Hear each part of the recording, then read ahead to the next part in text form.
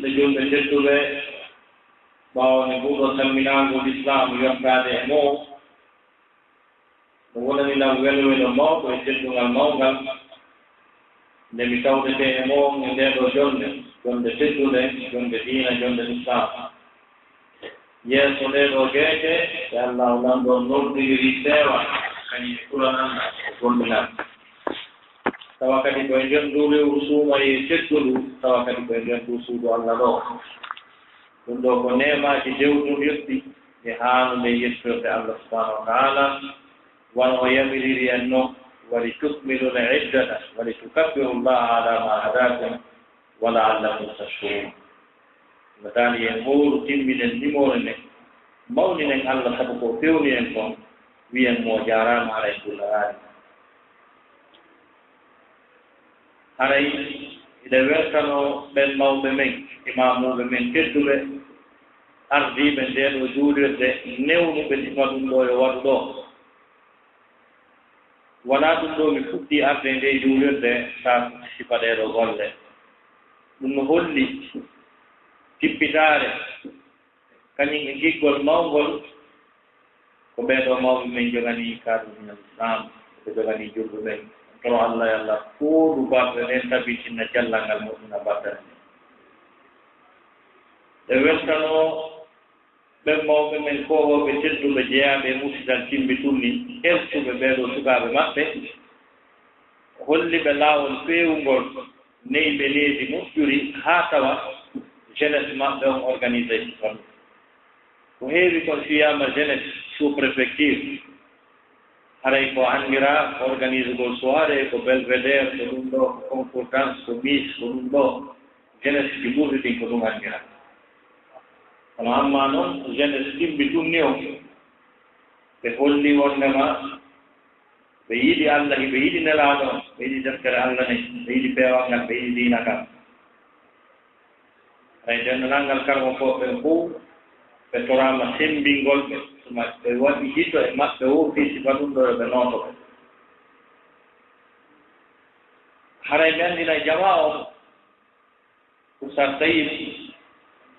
timbi tunni kaka maɓɓe wanno ko towni dewol baaɓe maɓɓe ɗon fati hanka baaba ko timbi tunni woni ko ɓe jeeya ko wiyete jongal fello jaam haray nootagol nan nguɗo noddangu wona ko négocia wona ko ɗumanna ɓe wi ɗum meɗen faala on ɗo mbi nooti ɓe anndi ko waɗi noon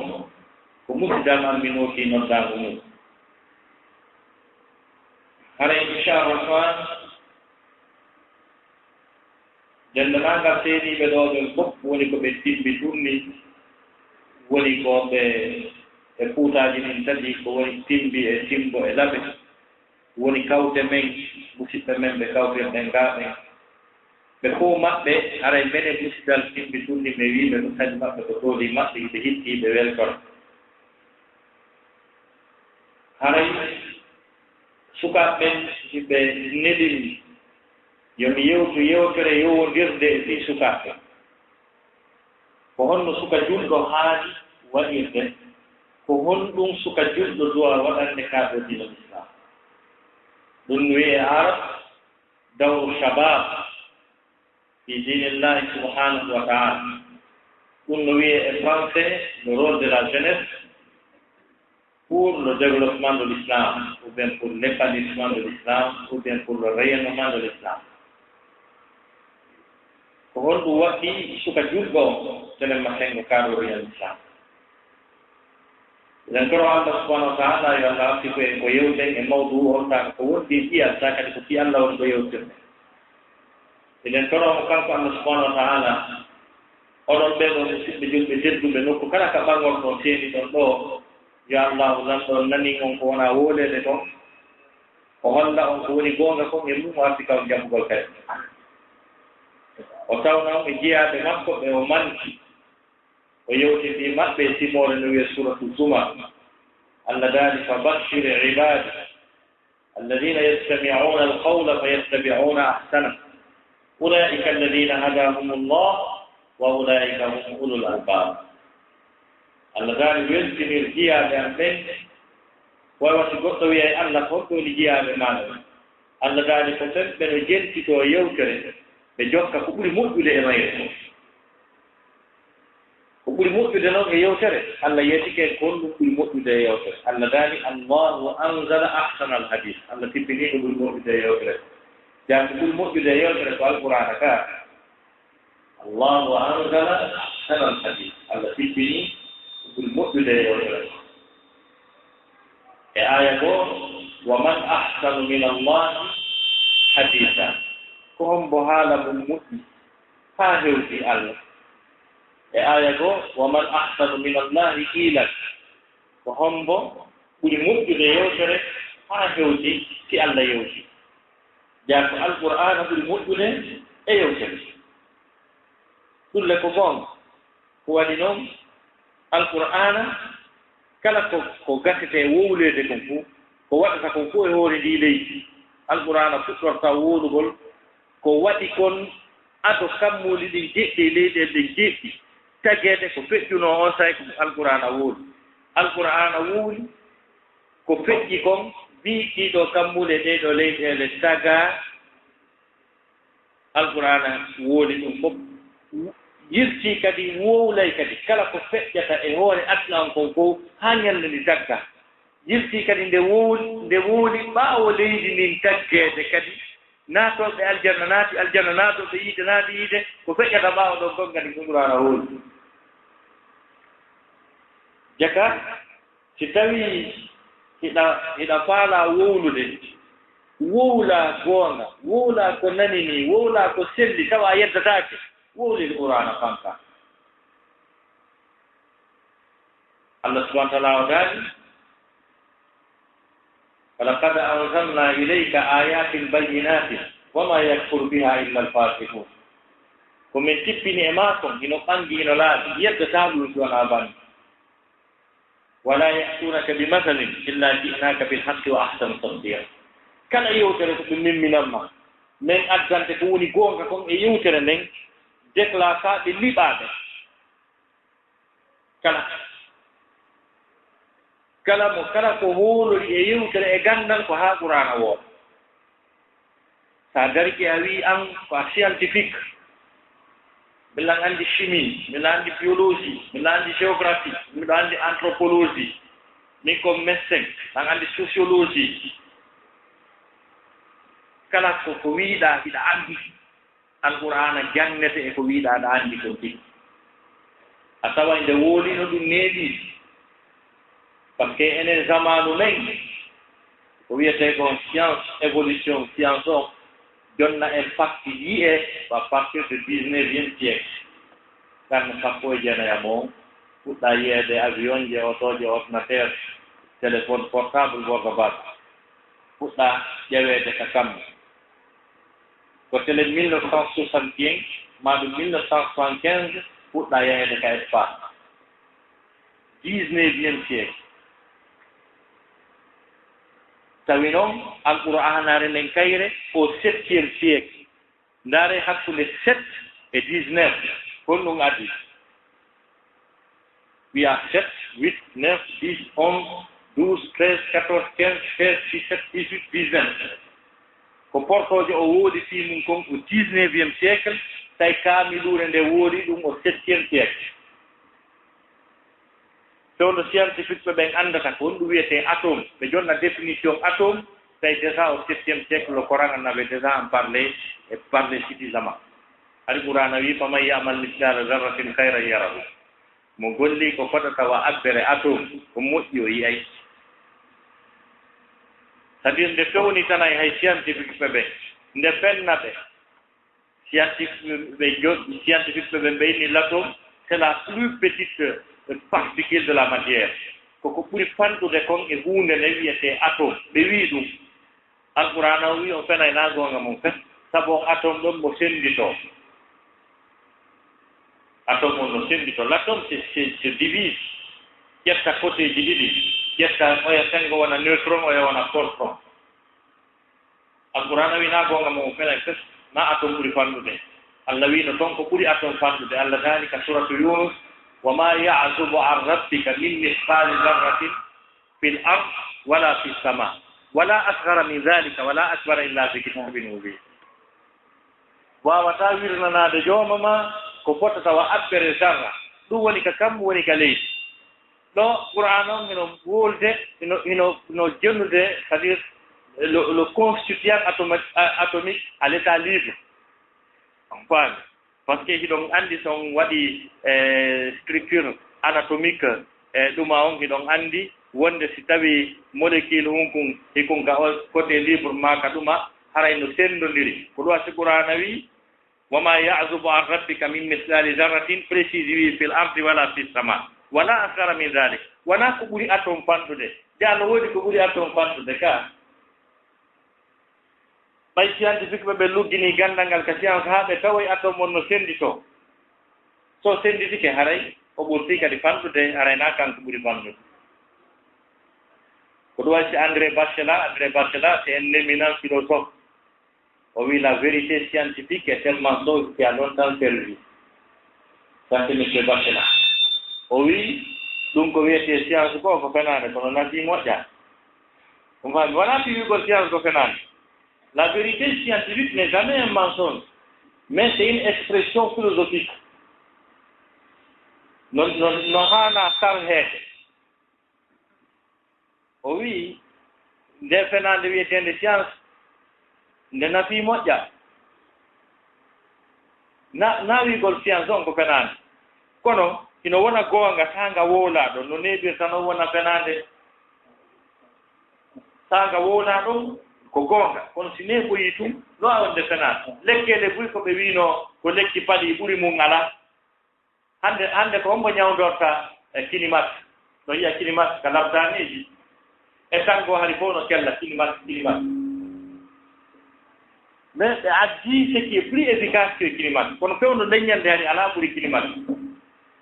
ko sendiri non alqur'ana ko scientifique be wolta ko bay scientifique ko wada experience makko o yi ko yi ko ton don anda ko ala tayas wondo no wolde qur'ana mo andi ko feji mo andi ko pewni mo andi ko aroita ko dum o bese na so ben le parlement européen sono kala be jodo to be rectifia texte ji dumaji ko bay ko yimbe amma parlement Allah on texte ardo ka qur'ana ha adna lanna ko wonde no sam mo andi ko fejjata ko nganyande dangal dari tawde kadi aya kala qur'ana zuwa e rol makko on fewndu mum haga o sabbo kadi ko aroyta ko zuwa e rol makko on kadi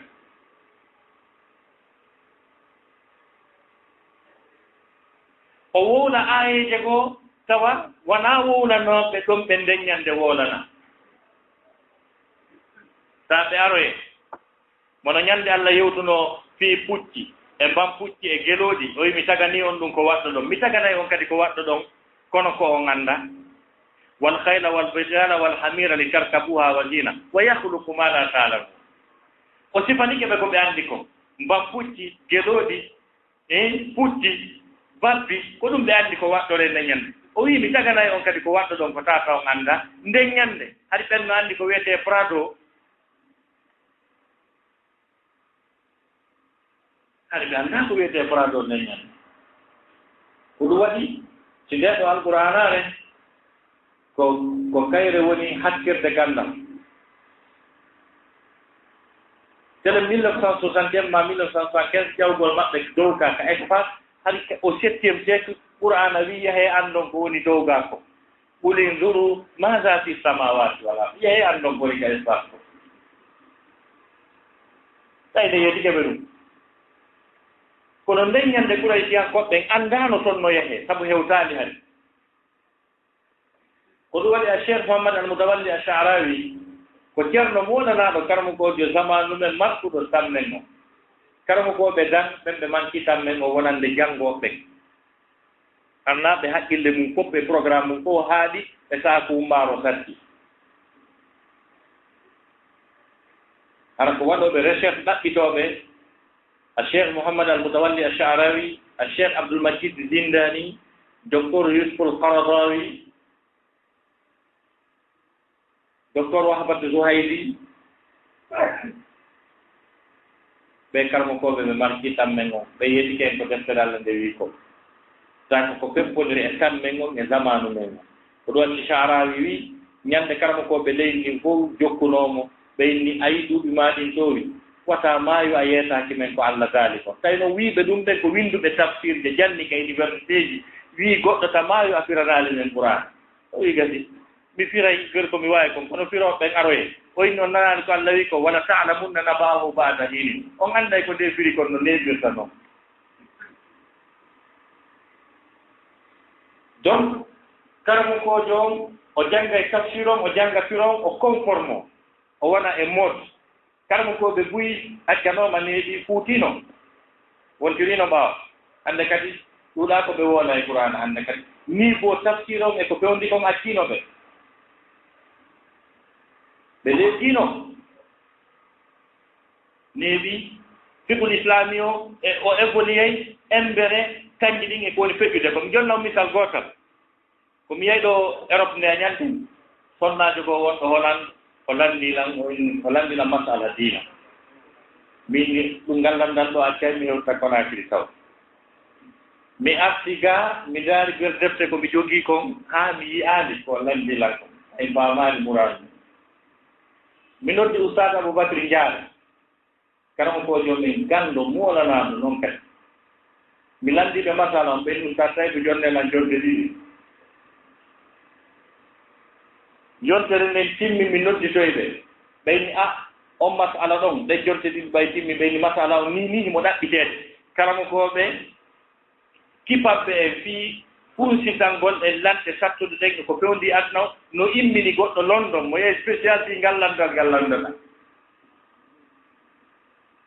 joni tuma o arti o ko ɓe fottanoy wo mi yettoma nani min awa on sayi ɓe nodditoylan ɓeyni wala ino masala o nooneji jeenayi mum no waɗe kono ko noone gooto daggi selli on sayi ɓe explicani tawi ko ɗum o lanndi o wii kanko sonnaajo on duuɓi makko ɗin toowi o yi'aali yiitere ɗiɗɗo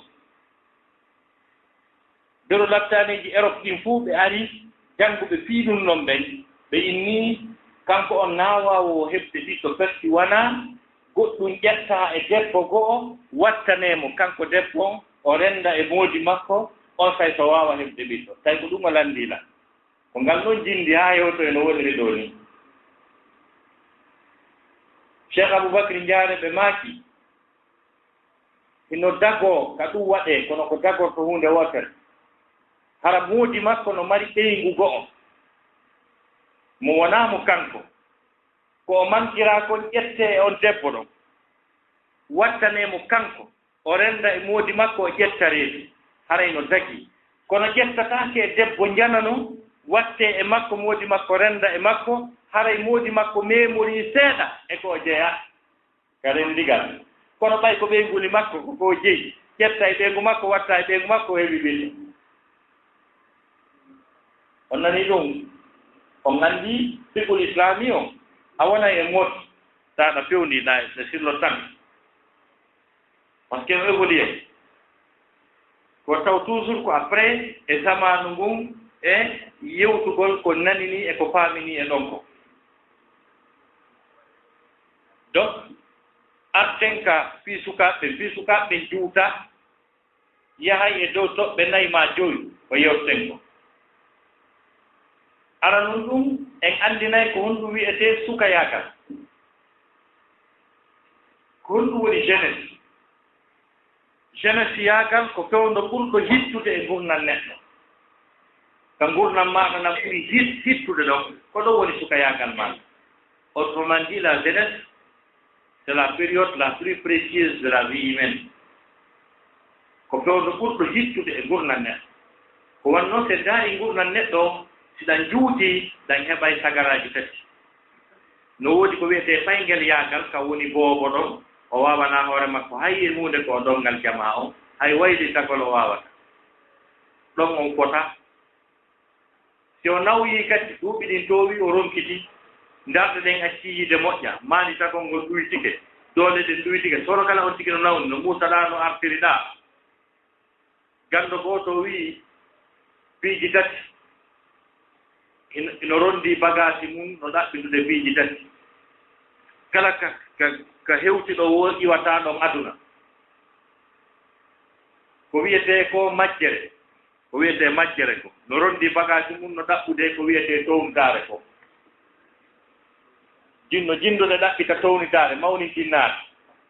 si majjere jotti jindi haa heɓi mawnintinnaare tumbodiri mawnintinnaare e majjere si tumbodiri seedata aduna ko wiyete comme basal tabbere ɗum kan no rondi bagage mum no ɗaɓɓude ngaameelo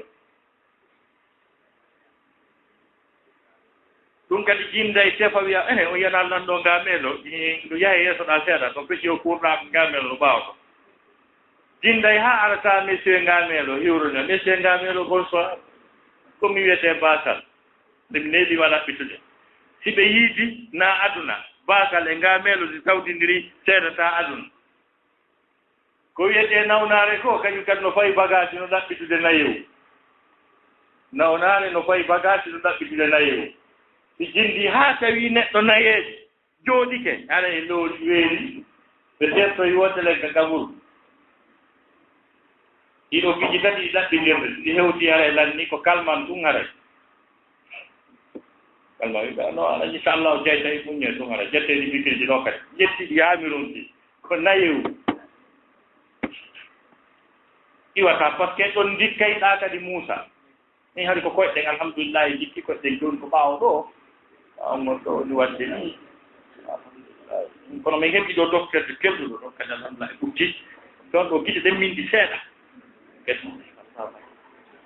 alhamdulillahi ɗon kadi guiɗe ɗe yii moƴƴi e ala ñaamude moƴƴa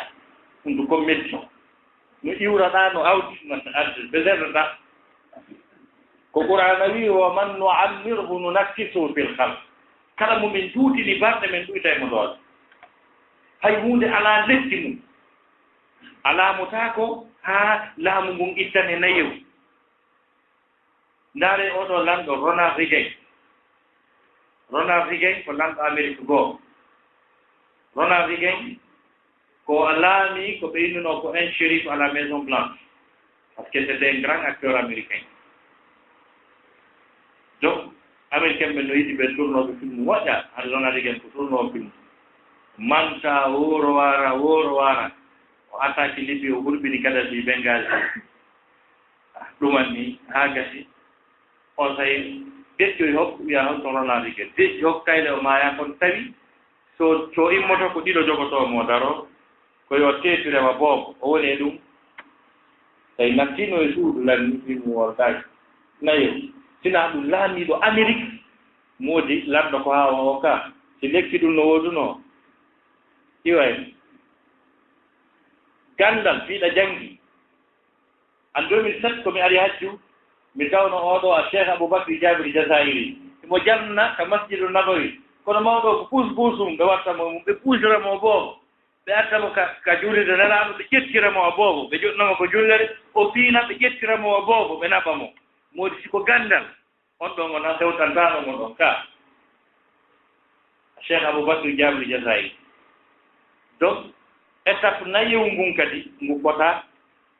ɗon kadi haray on tigi ko dongal jama on nafoore makko no barkiri si wona hara o jannguno o jogii faamu o fewja kono o wata rondade o wata dirnude goɗɗum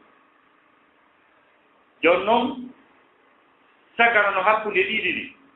kadata ɓanndu noon no heccini darde nden no feewi yeeso mon ɓoomaaki hakkille ɗen no deeƴi o tigi huccayɗa rewto juɗɗo Qur'ana on ko yaha mbiɗo anndi taw roman Camara Laye ko mi waɗayno ka collège mi ɗuɓi gole janngo roman on kon hannde mi artiri kon janngo tawi mi janngii kon lanndi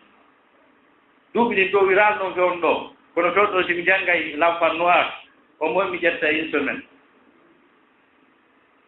kono e sukayagal ngal hino foti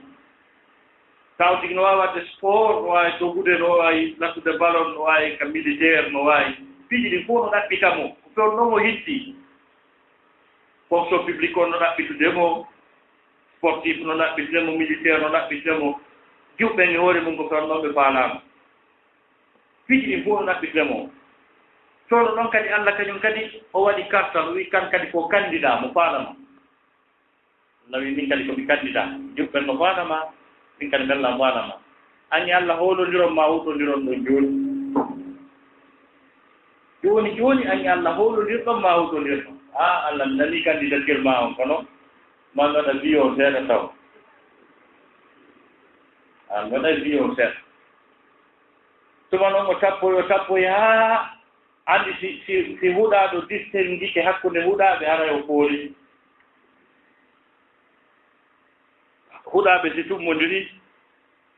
huɗaɗo kuddi goɗɗo ni feeñi ɗon e hoore ɓeeɗa harayni diini aya yimɓe sukaɓe no jooɗi e baar no yarde feere no yettude Allah ɓe jooɗoɓe ayno mawɗo no booɗa biini na ɓe ndilon ɓe mawɓe ala barki e ko huɗaɓe kele kamɓe ɓe barkidi kele kamɓe mbaɗa barki koɓe jooɗi ɗo iɓe yettude Allah kono ay kuddi ni feeñiɗa moƴƴa par ce que c'est à dire ko ɓe jokki kon accitiɓe faalaka ɓe hannde kadi on sayti ɓe arti ka Allah ɓay Allah no yurme mo wawi ɓe jaɓude mo wawi ɓe ronkude jaɓude kono ɓe anndi ɗo ɓe huɗodiri ɗum nan no Oustaz Bakar yaadi ɓe maaka ɓe maaki o ɓe fala ɗo e jaɓude islam ɓay mo kala ko ɗon sakkitorta o hewtay wo goɗɗo waɗay ɗuma syndicat yaagal yenna jatta pour karanno ma waɗa bandi yaagal jatta gera kala ko faala o sakkitoro yaye jigiri o mbole tappi uppum ka juulirde suwa ono ya salli ma wona conseillé kono aray ɗo ɓe wi yo arlaw yo ɓay ma o ara ɗo ɓay ma o ara ɗo haɗi o ara law ala ko conseillé ɓenni da woɓɓe firtu fatture nden haɗi no tiiɗi kono sa maɓe ara on si tawi ko fonctionnaire jo ɓay ko heewi kon fonctionnaire tawi ɗum janngi wawi wiide ABCD woni ministre woni chef de cabinet hara kañum e juulirde l'islam juuli e nelaaɗo kono ɓe wona e ɗum ala tereeti ɓe ƴetta jigirol ɓe ara ka juulirde hande ɓe ara law ɗum ɗo haɗɓe ara law ɓay ma ɗo are a juulirde ɗo jooni noon ko pewno ɗon ko ɗum on tan ɗo wiyete sukayagal neɗɗo saka kaw hitti kaw gaynata haaji ulama o e wi koye wi duuɓi sappo e ɗiɗi haa duuɓi 40 ans on intervalle d'âge ɗo kala koɓe gujjurɓe ɓen ko on tan ɗo wi sukayagal Allah taalani en ɓanginangol les 3 étapes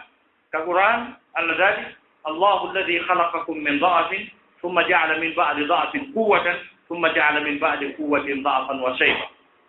Allah daali ko kanko tagi on waɗi on lo'uɓe kono on ɗon boboy koye wata ha hunde o itti on e nden lo'ere ɗon o waɗani on doole haa gasi ko ɗum woni sukayagal ngal Allah daali o itti on e ɗen doole o waɗani on lo'ere e ɓuri sikke ɗo laaɓi boyta e nganndi étape ɗiɗi tati ko ɗum ɗo wiyete sukayagal neɗɗo ngal toɓɓere men ɗimmere nden ko est ce que sukayagal no yitti ka daade ka diina quelle est la place que l'islam réserve à la jeunesse? Est-ce que la jeunesse a-t-elle une importance capitale dans cette religion? Est-ce que suka on no hitti ka diina? Est-ce que suka yagangal no hitti ka diina? Ko diina kan tigi faala suka sabu tugaɗe l'islamu ɗen joyi aranal ngal ko déclarugol a naati ɗimmal ngal julde nden ko hombo waawi garagol peewa yetti juula niiɓida e salligi hara fuutaaki ko mawɓe nayeeɓe kaa ko sukaaɓe hombo waawi garagol qiyamul layli salligoo ara ka geeƴe juula geeƴe ɗen haalanna daro qiyamul layli haa weeta assalatu hayru minan nawm hara yahaali salligi jooɗaaki ko mawɗo nayeejo waawi ɗum kaa ko suka waawi ɗum wono huurugol lewru suumayen ɗum Allah farɗo tun lewru suumayen ɗum oyni ɓeeɗo e ɓeeɗo noon tawaata wa ala alladina yutiqunahu fidyatun ta'amu miskin ɗum ko mawɓe nayeeɓe ronkituɓe taa ko ɓen ko ɓe nafiiɓe dari Allah wi ɓen ɗo yo etane kombo tappa ɗon kadi naa suka on o hajju Allah farɗo ɗum hajji on o wi ɓeeɗa noon tawaata walillahi ala nnasi hijjul bayti man istata ilayhi sabila ko wannoon hajji ko golle militaire c'est travail militaire et travail d'ensemble a wata wiide o tawafu ɗo mi acce ha yimɓe ɓen ɗuyi ɗo simi yaha si tourni fuɗɗike tourni a raati a perdi baali donc ɗanndi tan o en 2007 ko ɓinge ɓeygo an hajjini kanko o batimi mi seppi iwgol honno wiyete Musdalifa iwgol ɗaɗe honno ko Arafat yaha Musdalifa yaha Mina donc menen men sebtu kamɓe ɓe baki ɓay men hewto e mina mi inni si Allah jaɓi ber ko Allah hoddiranimmi artugol hajji o mi seppitata ɗum ɗo aduna o indi si Allah nan ɗo jaɓi ñande Allah hoddiru ari ka hajji o battitota ko aduna tawi mo kala yonni yo sa bakike kaarje ɗen sottata hiɗe kolodiri embouteillage o sa seppu e gennange ɗon e ndin jaarendi ɗon moodi ɗon no pooɗi yimɓe ɓen no ɗuuɗi ko woni e mo wooyo nayi mawɗo nayeejo no waawi sifaɗen golle mo sahil waata diina kan nodduka faade e dartagol keeferaako ngun nodduka faade e jeyaade Allah wi ɓeeɗo tawaaka laysa ala al ama harajun wala ala al ahraji harajun wala ala al maridi haraj kombo kadi tappaaɗo ko suka on kadi ko sabu ɗum waɗi si l'islam no accordani sukaaɓe ɓen nafoore molanaade e hittaadu molnaade hadisaaje ɗiɗi nelaa e sidike fiilaakal nokku goo ka wuli haa hatti ɓurti wulude nokku goo ka wuli haa hatti ɓuuɓi job ñande darngal tawa kala ko wiyetee leggal ka ɗowdi woni ittaama kala ka wiyetee fello montaama woni tande wi gooti ngeenaange ngeyoto nge ɓanne de quelques centimètres parce que selon les spécialistes la position de la Terre par rapport au Soleil c'est une distance de 150 millions de kilomètres malgré cette distance colossale ide reeni ko nange wuli konko woni en tampinde kon ka andi te noon tuma ngeenaange ɓannaa haa tawa sa cowtiki a bootayni a memayni moodi ndentande no wuli ka nelaaɗo salama maaki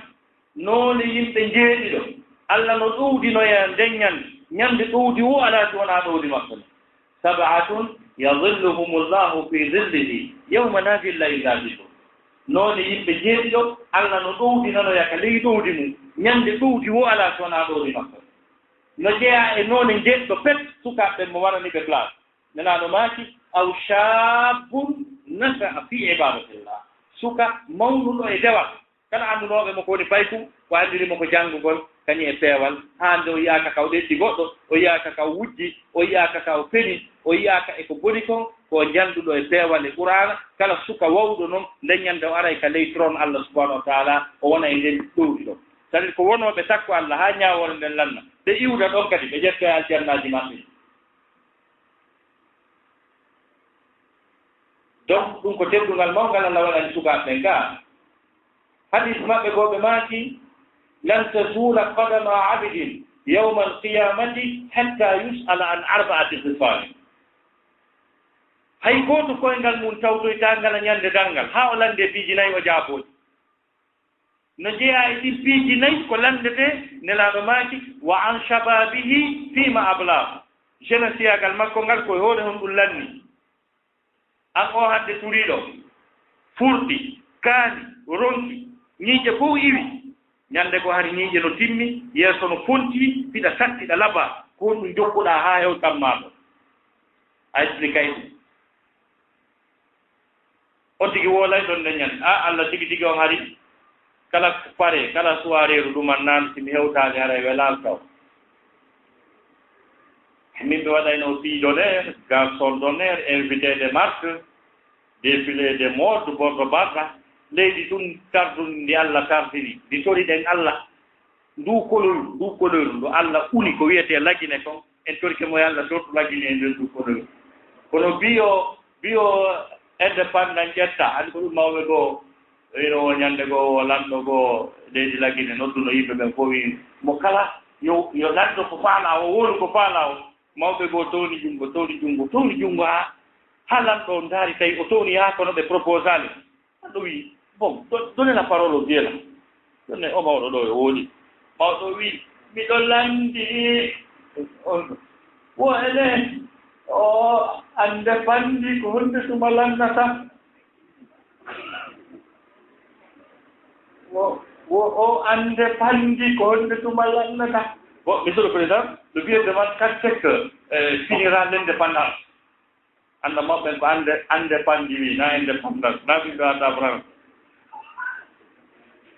bon ɓiɓɓe o honde dites-leur que l'indépendance c'est la souveraineté l'indépendance est éternelle en amawɓe aray indépendant on haray ɗum lannata ɓeni hande koye on ande pan on jegini a kaali faani donc on jiɗi sifoto ko honɗum jeunesse an jeunesse yagal ma ngal fof ko bekkinɗa ko yettugol Allah yimugol amugol a expliquoto leññal eno jeeya ko holli wondema Allah subahanahu wa taala no yiɗi sukaaɓe no teddini ɓe eɓe hicci ka diina ko tawi kon Allah ko sukaaɓe suuɓi jonni diina kam firɗu watti mi inni ko sukaaɓen Allah suuɓi jonni diina kam ko par ce que nelaaɓe fof ko sukaaɓe ɓe Allah suuɓi neli ɓe fof ko sukaaɓe ha hannde Allah nelaanima nayeeje imo nela noon goɗɗo fof suka o nawiide e annabaaku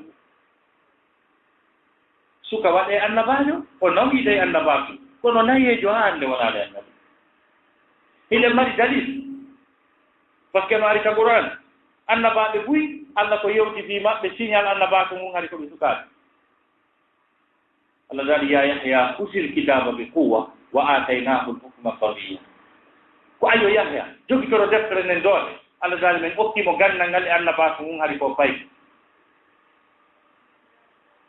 siko annabi Yusuf Allah daali walamma balagha ashuddahu ataynahu hukman wa ilman wa kadhalika najzi al-muhsinin nde wettino cembe makko woni jeune jo net men okkimo gandal e annabaaku annabi Musa walamma balagha ashuddahu wastawa ataynahu hukman wa ilman wa kadhalika najzi al-muhsinin nde wettino cembe makko futunul suka nen mi waɗi mo annabi Ibrahima ñande o lancino sanamuji ɓeeɗi ɓayɓe landi ko kombo waɗi ɓe inni min nani suka no wolani ko moƴƴa qalu sami'na fatan yazkuruhum yuqalu lahu Ibrahim annabi Isa ko duuɓi 33 33 Allah ƴettirimo ɗo naɓi mo doga o fuɗɗino annabaaku makko mum hari ko fenude Allah daali wa tukallimu nnasa fil mahdi wa kahla 33 kala ko nanno Jésus Isa ko duuɓi 33 o waɗi annabaaku makko ngun ɗo o ƴewi o tippoy to watta duuɓi jeeɗi donc vous conviendrez avec moi que tous les prophètes tous les messagers firent des dieux alkoɓe sukaaɓe on ɓeƴƴen e on point ɗo aray e point yewtugol fi misal sukaaɓe addiɓe en enen jeunesse timbitunni kañe jeunesse jigoo si tawi enen en mawni signike e wi non dina ka l'islam o non on va nous parler sur ça pas encore prêt donc non ɓay waɗi université waɗi droit waɗi médecine donc haray dina kan haray ko komoyagal o juulugol komoyagal o teddingol mawɓe komoyagal non c'est démodé non oui o annda kadnaw jowdi o miyata jogana mbaami mum ha joni o luttay ɗon tawi ko ɓeyato jo tiggike ni ha gasa tiggike dotti pewal wi salmita wonɓe jananɓe non nanuna gawa vérité gawa vérité gawa ninakaluna donc si tawi e tawdene rompugol jokkugol diina ko rompugol muutagol e jango so jangi moƴƴa ka université a faami jande ma ne annday ɗon diina ko tooɓe par ce que ala hannde e nder aduna on tammen o institution ɓurɗo kentude ɓurɗo mawde kuwa fuɗo addanlaw fof ɓuri Nations Unies Nations Unies ɗon nana ɓeynna Nations Unies ɗon nana ɓeynna le système des Nations Unies ko ɓeyta le système des Nations Unies ce sont des organisations affiliées liées par la Nations Unies par exemple le PNUD l'OMS e sifa ɗum organisation ji woni e ley Nations Unies ta ko Nations Unies créiɗe ko konti Nations Unies ɗi woni gollude ko ɗum wiyete le système des Nations Unies c'est comme quand on dit le système solaire c'est à dire ko nangue ngen ɗo koode tarotoɗe nangue nge wiyete le système solaire est ce que ɗen koode nangue ngen ko gore ɗo wawi finirde PNUD e OMS e Nations Unies mais ko ɗum jonni Nations Unies valeur ko jonni Nations Unies valeur c'est ce qu'on appelle la déclaration universelle des droits de l'homme c'est ce qu'on appelle les libertés publiques nous les juristes c'est comme ça nous les appelons mais il y a les libertés publiques c'est-à-dire sari'aji ɗi anndanɗaa hoore ma ɗi Nations Unies on tabintinni ko yowiti e haqqe neɗɗanke. Les premiers articles de la Déclaration universelle des Nations Unies, les premiers articles, c'est dans ces articles qu'on a parlé de la religion, de la liberté de culte. Article ji arani ɗi ko ɗum haali ɗiɗina. Ko ɗum waɗi kala pays ɗi wiiɗi ko laïque, les pays laïques, ɓay koye maɓɓe ɓe humi hara ɓe jonni diina valeur. Ɓe anndi diina na sama kala. Pays laïque. Ko wiyete pays laïque, ko ɗum ɓeynata faslu diina ani dawla, c'est-à-dire c'est la séparation du pouvoir politique et du pouvoir religieux. Ko tawata hara mi mana leydi ni sharia mayi ɗo loi fondamentale on basake e hoore diina hay fut. Ko ɗum wiyete la laïcité. Mais malgré cette laïcité-là, on accorde un privilège, une faveur à la religion. Je vous donne un exemple sur la constitution guinéenne, la loi fondamentale guinéenne. Article 10 notom, il accepte de dire lui, il est libre de croire, de penser, de faire valoir ses confessions religieuses, ses opinions politiques ou philosophiques. Wanda ma citoyen jo ko libre mo newnana jokkugo diina makko kan no o faamiri kano en o faanirano o wallito hay laamu ngu ɗum no windi ka sariya men enen le ko laïcité. Article gono wi ton le libre exercice des cultes est garanti. Les institutions et communautés religieuses se créent, elles s'administrent entre elles ne sont pas soumises à la tutelle de l'État. No windi ka loi fondamentale laggine wondema mo wi'i reway Allah waɗay diina goɗɗo wi'i o rewata Allah laamu ngu nangay oɗa jogomo ha oɗa rewa Allah. Jon noon ɗa wawi wiwde wondema ko pinal no wiwata Allah rewe. So yehi ka portojo kala ko kelti ko fof ko woni soobe makko bayagal ka maɓɓe kon fof ko innitira ɗum garamo gojo diina. Par exemple à Liège ka ɓeyda ɗon place publique on ka ɓuri labbede ɗon ka fii teddule maɓɓe ɗe woni ɗon ko tel Lambert wiyete kala ko ɓe wi 5 inde nden si jokkitike haray ko almamijo ka joodir Saint Pierre, Saint Lambert sifadi piiji fof mum a wawata wiwde wondema ɓan watti diina ɓaawo ƴew ka portojo chaque fayda mètre carré y a une église évangélique je no jooɗi gaɗay ko kandina noon ɓe anndi hiɓe waɗi soobe e makka goɗɗo laamotako ɓe tawa on ala e diina a laamotako États-Unis a laamotako Europe pays hay gooto tawa an ala e diina ko suwa yaaka juulirde ma ka joodiru wiwnooɓe ɓe muli fii diina Allah muluɗo fii maɓɓe. La révolution bolchevique de 1917 Lénine Staline ɓeɗo ɓe wiwno diina ko ɓe wi'i wondema la religion est l'opium du peuple. Mi sikki Allah taggino fi maɓɓe ka l'Amérique, l'une des grandeurs de l'Amérique, c'est cette importance capitale que l'Amérique accorde à toute religion. Hay ka buuɗi maɓɓe ɓe wooli fi Allah in gooto wi kros koye Allah men fawi wani ka donalji ɓe wi koye Allah ɓe fawi tuuɗi maɓɓe jamɗiɗini fof no win ɗum no windi toon koye Allah men fawi kala lamɗo maɓɓe si waɗi discours ko sakkitorta koye Allah waɗu barki Amérique God bless America andi ɓe andi Allah jon noon an joɗɗo mbiɗa wadde médecine maɗa wadde droit ɗa brayiɗo ha wawa prédire wiya a juulata a perdi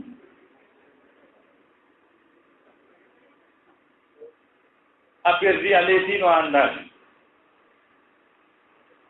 En Belgique, il y a 300 mosquées.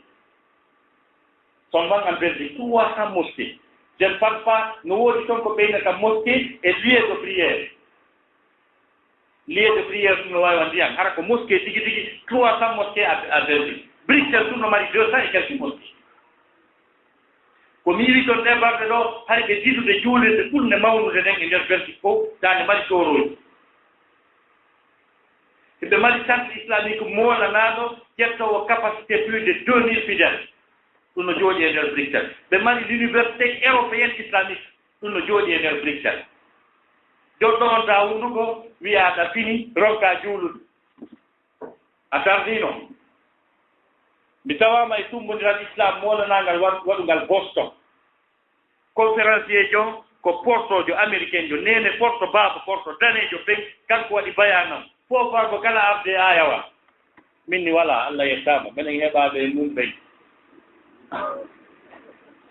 min ni mi janggi donc yen andu wondema joronkugol si tawi enen ɗo enen jeunesse on ɗo e salike ko Allah wi ko e wi e hewtal taw Allah yeeti ken awa sukaaɓe goo feƴƴunooɓe kamɓe ɓe jaɓuno ko wi kon ɓe martinanimo Allah daali fa in yakfur biha haula'i faqad wakkalna biha qawman laysu biha bi kafiri Allah daal si ɓeeɗo salike woɓɓe goo rondino nabi wolen fi ɓen seeɗa wolen fi ashabul kahf ɓemɓe Allah manti woodi fi mum ka Qur'an ɓe woni éco événement presse o fof woodi fi maɓɓe France 24 woodi fi maɓɓe TV5 woodi fi maɓɓe CNN woodi fi maɓɓe Washington Post Boston Globe New York Times Los Angeles Times ko ɗi wiyetee les grandes presse ɓen si wii tuggima kolluyo Allah walla raka ko muɗum voilà c'est à dire ɗin presse ji ɓurɗi mawde fof e tan maɓɓe wuuli fi maɓɓe wuuli ha Allah mantori ɓe Allah daali am hasibita anna ashabal kahfi warraqimi kanu min ayatina ajaba anda sikka fi ko fiɓe fi ɓen yimɓe e fammere nden ɗum no jeeya e mandeji amen mawnudi minen ɗum ko poussé amen noon tawi no mawni e men yimɓe walline duuɓi temettati duuɓi jeenayi ɓe fina ɓe wuura ɓe ñaama enen ɗum ngalɗay ɗum ka goɗɗo ka ɗaaniɗo yontere o noddidirde Fuuta partout awa yontere mo ɗaani o final nani ɓen noon duuɓi temettati duuɓi jeenayi ɓe ɗaani Allah daali tahsabuhum ayqaran wa hum ruqud sa yiɗi a sikka yiɓe fini tawane ko ɗaaniɓe wa hum ruqud ɗum ko sira mubalaga ala wasni faul donc tahsabuhum ayqaran wa hum ruqud a sikka yiɓe fini kono ɓe ɗaani duuɓi temeɗɗe jeenayi e duuɓi tati ɓe ɗaani on tawi ɗay haala wingin ɗuuɗi Allah wi acceni haalana o fiiɓe nahnu naqussu alayka naba'ahum bilhaq innahum fityatun amanu bi rabbihim wa zidnahum huda menen yewti fiiɓe e hoore goonga ɓen ko sukaaɓe wonno innahum fityatun ɓen ko sukaaɓe wonno amanu bi rabbihim ɓe gollini jooma maɓɓe wa zidnahum hudan ne mbey hen ɓe seewa se ngati ɗo no nelaɗo en tawa ko ɓuri yankanaade l'islam on ko fof ko sukaaɓe sur tout le plan ka jihaadi ka gandal ka jawdi ko sukaaɓe soldari wono Khalid ibn al-Walid o waɗi jihaadi ha o jamma Sayfullah gore makko son compagnon son ami d'enfance Amr ibn al-As ancien gouverneur de Omar ibn al-Khattab ancien émissaire de Muawiya ibn Abi Sufyan ko ɓen wiyeteno mokko ba ɓen woni mokko baɓe voilà les stars harnamɓe ɓene ɗo koray ko yurmi kom hakkille sukaɓe fof jattama ɗo ɓe janne fiiɗi gayi fiiɓe starɓe ko natta dala ko Cristiano Ronaldo ko ɗuma ko sama fitti heeferaɓe ɓe lorta ko longal sa ko ɓen joɗɗa ɗawuljo mbi Cristiano Ronaldo nini sinedin citar sa ɓe hunjitima amɓena citar toon ɗo yiwayno Juventus ora Real Madrid ko 75 millions d'euros o ɗum mbaɗino David Beckham ko yiwayno Real Madrid o yaha club mo yeeyi mum États-Unis 250 millions dollars eyyi ɗo ɓen no wuuri a tardino joɗɗo ñalla worgo inde bandi a anda inde moƴƴuɗo e goto alaɗi ɓe jogiiɗi ñande ko goɗɗo an ɗo tawi sukaɓe no woola fi balo wona tawi ɓen andi fi balo oyni onon kadi en mbaɗo hunji ɗum enen yetelan inde sahabaɓe hayso ko jowo hayso ko sahabaɓe jowo wol nelan inde ɓe ɗum woni anda sahabaɓe mi lintani ɗum ha ka falɗa o wona Oustaz Taïbou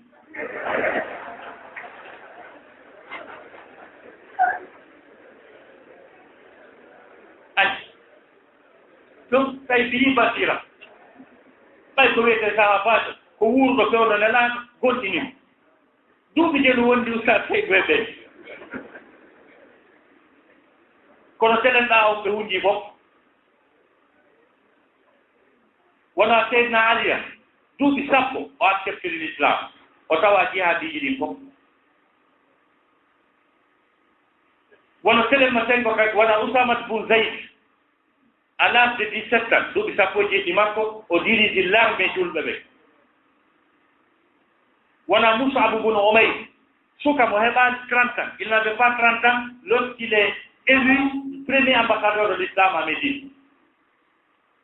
o alaano duuɓi capantati taw ɗo woni premier ambassadeur julɓe ɓe Madina Mus'ab ibn Umayr fayde ɓuyno ɗo heɓi 30 ans 40 ans a watande nelde e bamɓe to ɗo yaaju kanko waɗade ambassadeur donc si tawi ko telel ma tawi koko ganda Abbas wona Abdullah ibn Zubayr wona Abdullah ibn Umar ɓe hani no gandi ɗi Abdullah ibn Mas'ud o wi jante ko wi ko o inni ala aya hay e goto tippiɗo e nelaɗo sina mbiɗo anndi tangat ndew tippi sina mbiɗo anndi no janngirte sina mbiɗo anndi biro makko sina mbiɗo anndi ko sabu on ɗum o tippoɗi ko suka hombo wawi darade o walla ɗum ɗon wiya qur'ana on fof mo anndi tafsir mum e mana muɗum ta ko suka possible ko tawi on ke ngala janngo donc telemma tengo ka jawle ko Ousmane ibn Affan ko ɓe wonno patron ɓe Abdourahmane ibn Awf ko ɓe wonno patron ɓe ko sukaɓe wonno c'était des jeunes Abou Darda en haaltaɓe sukaɓe ron ken haalde fi jiwɗen haalen mbi Asma bint Aboubacry on jiwo wonnoɗo représentante rewɓen auprès du prophète kala ko rewɓen ha toon jinni kanko yaata kala ko ɓe landoto kanko yaata kanko mo wawi affrontude nelaɗon o lando nelaɗon ko faala kon o hunjo o yettinana ɓeen haalen mbi nene Aïcha radiallahu anha ɓeymo nelaɗo ɓay ɗum wiyete ɗum nene Aïcha ɓe sika ko yummirawo c'était une jeune femme je vous enseigne que notre mère Aïcha était une jeune femme parce que le prophète a marié Aïcha lorsqu'elle avait seulement 9 ans. Et le prophète est resté 9 ans avec elle. Lorsque le prophète mourra, notre mère Aïcha n'avait seulement 18 ans. C'est ça le tarif. Nene Aïcha, nela sallama ko duuɓi jeenayi, ɓay hay ko duuɓi jeenayi o mari nelaaɗo jommu. Nelaaɗo wondi e makko duuɓi jeenayi, nelaaɗo feƴƴini. Ñande nelaaɗo feƴƴinani nene Aïcha ko duuɓi 17 jogi. Nelaaɗo maaki feccere diina kan landemo mo anndi. Ko jiwɓe jaɓe jogiɗen ɗo 18 ans 20 ans 25 ans 30 ans 35 ans 40 sa windi ali foti waɗe juuɗe ɗe ɗo ata janngo hay ɗum Allah no walli ɓe fof kamɓe fof no suuɗi sakko anndo si ɓe anndi e si ɓe annda ɓe no dari ɗum no soondo o jooɗi buye maɓɓe ko gorora goro billowoni tawnaaki ɓe no soondo ɗum goɗɗo ala yaade ka juulirde o jangɓe ala yaade ka karamu goɗɗo o jangɓe o ala jangude ka tout konno o soodo ɗo ɗon sita ɓuri ɓannden ɓe yo anne ko ɓe o soodade donc piiji heewuɗi rewɓe ɓe joue no rôle important juɓɓen ton rasulullah sallam toɓɓe ɗe hikkitinde ɗon nden ko rôle sukan kon suko duwa waɗde suka ko duwa waɗande diina kon fof no reesimi aya goto Qur'an aya nalika suratul Ahqaf Allah dari hatta idha balagha ashuddahu wa balagha 40 sanatan qala rabbi awzi'ni an ashkura ni'mataka allati an'amta alayya rôle suka arano on ko yettugol Allah ko janngugol anda Allah rewam cela veut dire qu'un jeune musulman n'a pas droit à l'ignorance à l'analphabétisme donc suka julɗo ko woni suka ganndo suka julɗo nawa suka yi majjungi woni wo annda moƴƴa wata janngude arabe wata janngude français wata janngude anglais wona e leydi francophone président on ko français wol maire commune ko français wol wona ɗon suka wi goɗɗo wiya ɗo bene parla e on acci ɗumen dey no andi men nantondirta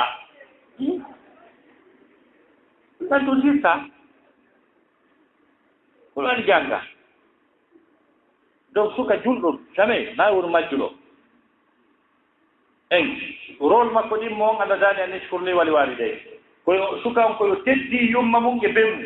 suka julɗo na woni suka bonɗo neeti yawotoɗo mawɓe mum salotoɗo nelal wujjowo mawɓe mum ɗum na suka julɗo ko neɗɗiɗo neetiɗo rando mawɓe mum service netanoɗo woni ɗiɗi tammum ɗum wa an amala salihan tarda ene mbiɗo gollata golle moƴƴe Allah ɗe welata donc suka ƴettu option mo wawi tan nafirde yimɓe leydi makko ni ibinama e hôpital leydi na andal trawje ɗen a taw waɗama l'école ji a taw waɗama an kadi ni noon ko a guinéenjo quelle est ta contribution? Fixe-toi un objectif, une option pour être rentable. Oui, mi wona juriste mi tabitinna nunɗal wi mi wona médecin mi ñawda nawnuɓe wi mi wona opérateur économique mi wallito tappuɓe wi mi wona militaire mi hiwa leydi ndi alana militaire kadi ko watta yimɓe guriwal goy ɗon andi guriwal ne ɗon andi guriwal militaire ko huuɓata huuɓa fella yimɓe wa guerre naati ko ɗen on kadi ɓen kadi no sappi ko maɓɓe ngo donc wi mi wonay policijo mi ñinna sariya on e ɓuttu mum ka saare naati police yagal no harmi ma douane yagal no harmi donc nangu goɗɗum golle ko yimɓe ɓe wiire albarka